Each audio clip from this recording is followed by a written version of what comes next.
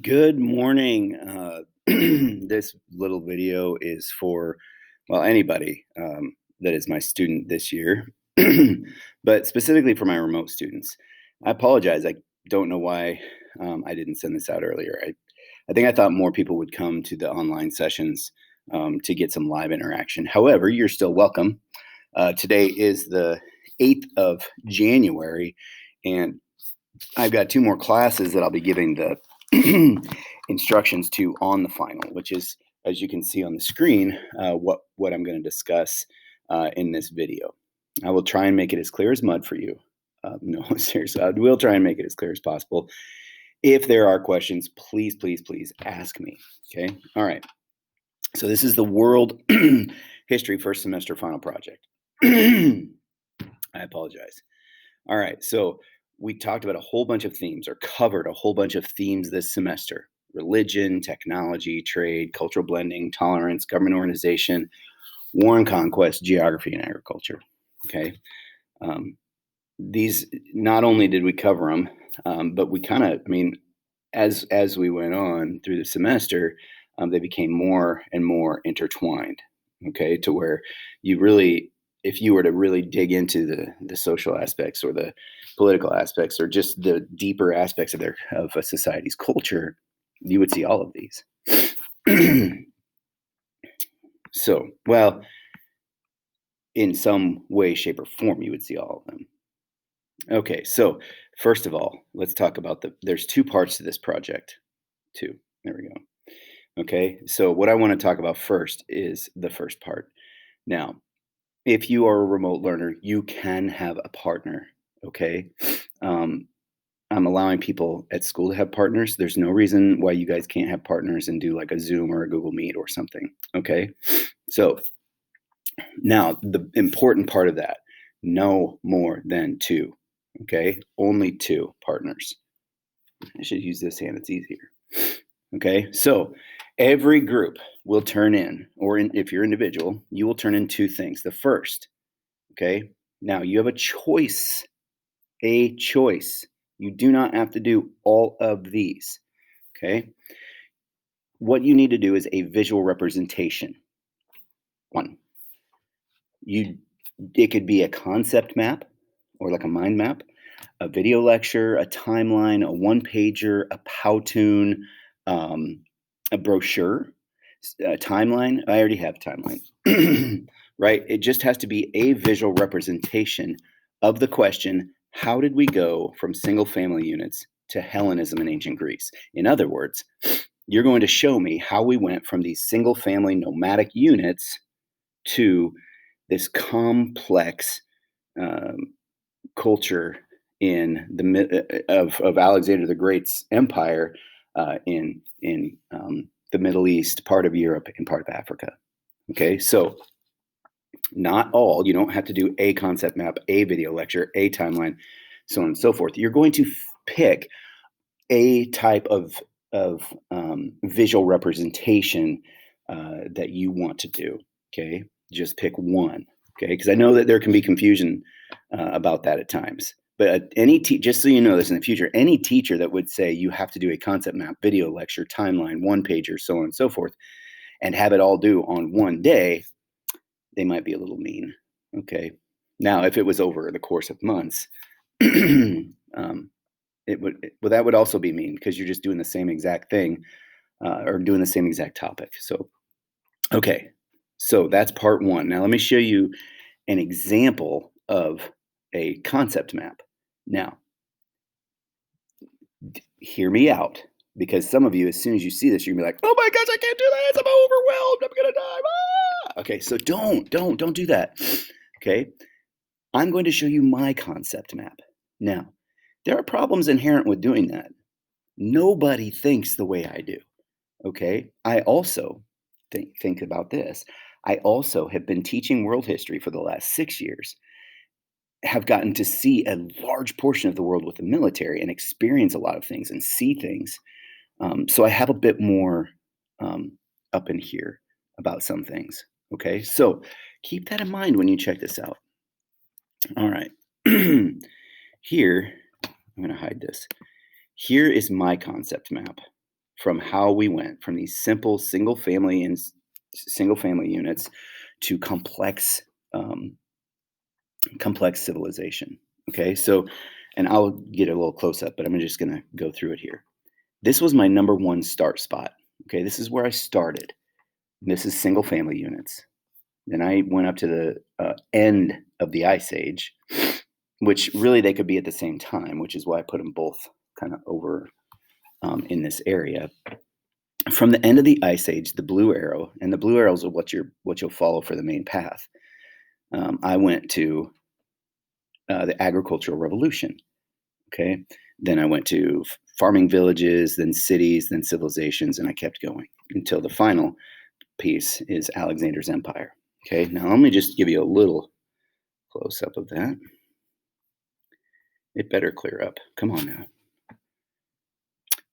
Good. Okay, so I start here with single family units, right? I give a little bit of the characteristics because it's important to understand how we get from a single family unit up here to the agricultural revolution. Okay, now single family units about about the close. Well, I mean, for a while they've had they're nomadic hunter gatherers. Okay, they go out and hunt and gather berries, nuts, things like that. They also hunt. Okay, they have some technology. All right, they've got fire. They've got some stone tools. They'll start using things like the axolotl, or not the axolotl. I can't think of the name of it, but it's this a spear type of instrument. Okay, some have already domesticated dogs. Women constantly, when they're done using the seeds from the berries they pick, they just kind of toss them out, and the men follow herds. Okay, those are important things to know. Okay, because domestication tools or technology and the practices that they have are going to play into things, right? So then you follow the blue line. And you notice there's some red lines going up too, okay? And they're going to attach to something that attaches to the blue line. Okay, so then you go up here to the end of the Ice Age. Well, the end of the Ice Age has to happen, right? So this is a key. This is making a connection here. The end of the Ice Age has to happen, or the Ice Age has to end, I should say, in order to get an agricultural revolution, right? You follow the blue arrow down again. You have to have it, because if you don't, no lead is safe. If you don't, you can't, with the technology they have back then, you can't just plant fields on an ice sheet. Okay, you can't just plant fields in places where it's too cold, because things won't grow the way that they need to. Okay, you can't grow mass amounts of them. You can't have longer growing seasons. Okay, now with the agricultural revolution, there's things that have to happen in order to move to that next level, which is going to be farming villages and cities. Okay, so families are going to start staying put because they realize they can farm, right? You're going to get some farming villages, some new farming techniques. You see how these are coming off of Ag Revolution. Some new farming techniques. There's going to be some new issues that are going to arise, right? Because you're staying in one place. There'll be some cultural advantages or advances, leisure time, art and technology, government, new jobs that are needed, flood, fire, disease, all these things here, right? Excess food, which is going to create a population boom, new jobs, religion will start to develop, okay?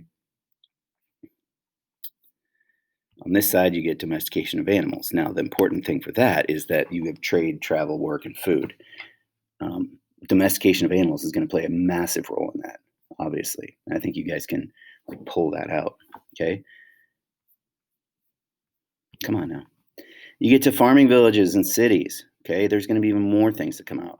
When you start to grow, and like you're staying in one place and you start to get bigger, right? There's going to have to be some changes made, social changes, like organized religions, new projects are going to come out, social class, okay?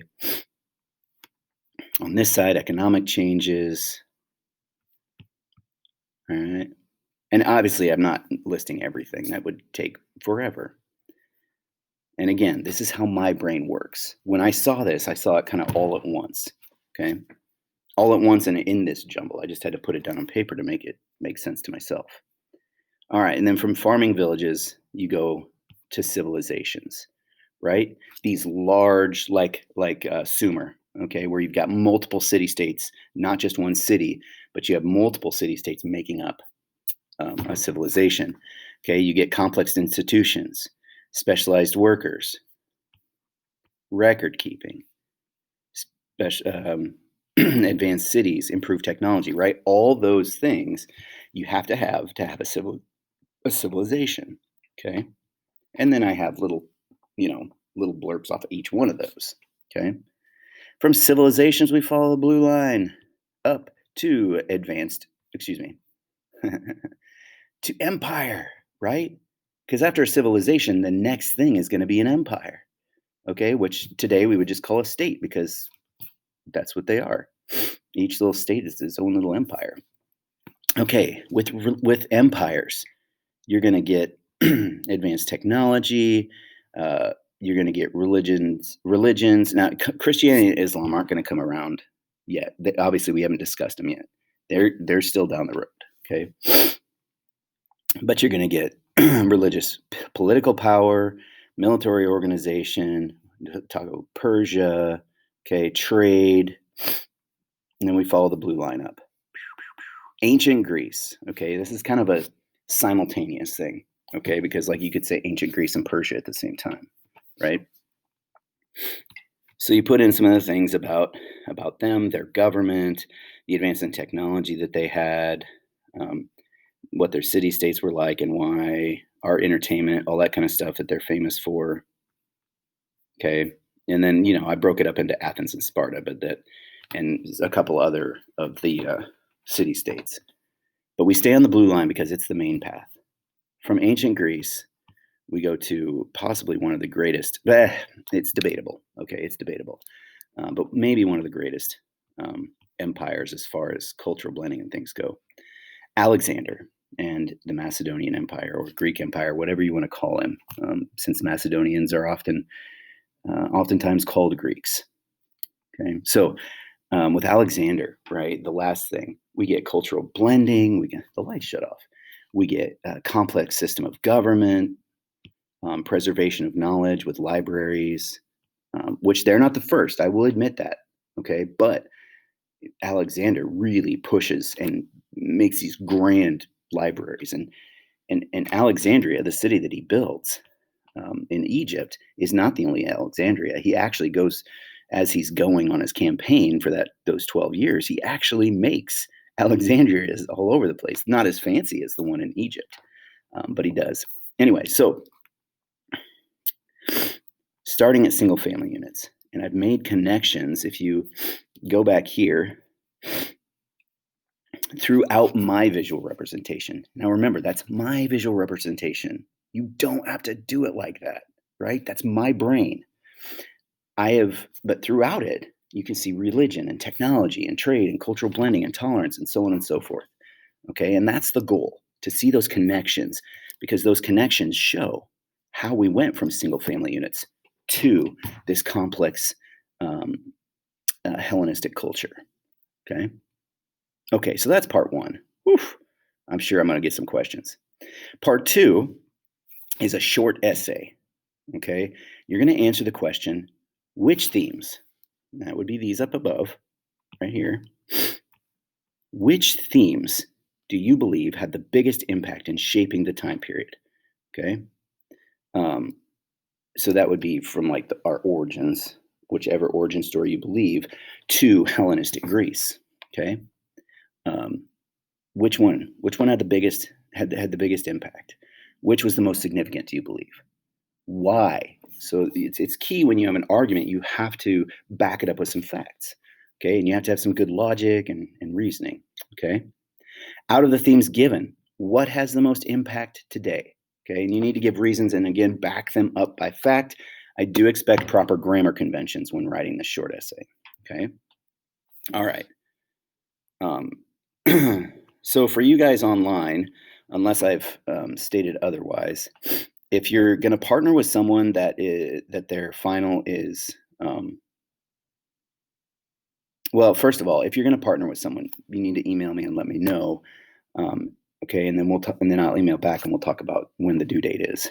Okay, because you may partner with someone who's got the class on Friday, and you were in a Thursday class. So we'll figure that out. Okay, I'm not going to make it hard. I'm not going to be mean about it. If you need to, turn it in Friday, we'll be flexible. I guess not we. I will be flexible. So it's worth a total of 90 points. Down at the bottom of the paper on Google Classroom of the rubric, there's a rubric that explains the visual representation, how you get good points there. At the very bottom is that question, the big question to ask, and the rubric for points there. And then I gave you guys a whole page to answer that. So now remember, with me, it's not necessarily quantity; it is quality of content. Okay, I would rather have a shorter essay with quality content than I would an essay full of fluff. Okay.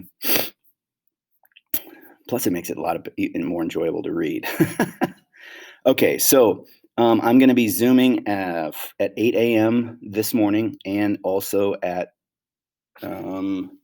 let's see, 10:50, I think. So 8 a.m. and 10:50, I'll be Zooming, but I'm in my room all day. So if you need something, email. Okay, totally. All right, guys. Thank you so much for your participation. I am trying to figure out how to stop